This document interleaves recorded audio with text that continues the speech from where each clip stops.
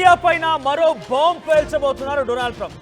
ఇప్పటికే 50% టారిఫ్ విధించి Russia Ukraine యుద్ధానికి మీరే కారణమంటూ ఇండియాని బూచిగా చూపిస్తున్న డొనాల్డ్ ట్రంప్ ఇప్పుడు సెకండ్ ఫేజ్ ఆఫ్ టారిఫ్స్ కూడా సిద్ధమయ్యారట.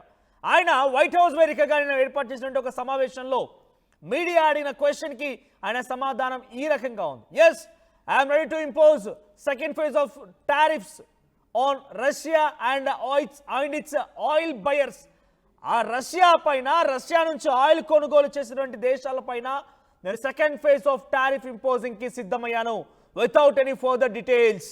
ఏ రకంగా నేను టారిఫ్ ఇంప్లిమెంట్ చేస్తాను, ఏం చేస్తానని చెప్పకుండా రష్యా నుంచి ఆయిల్ కొనుగోలు చేసే దేశాలపైన, అంటే ప్రముఖంగా భారతదేశం మరియు చైనాల పైన టారిఫ్ని అధికంగా పెంచుతానని చెప్పి డొనాల్డ్ ట్రంప్ అంటున్నారు. ఆయన అక్కసుని, ఆయన ఆగ్రహాన్ని, ఆయన యొక్క చర్యల్ని మరోసారి బయట పెట్టాడు డొనాల్డ్ ట్రంప్.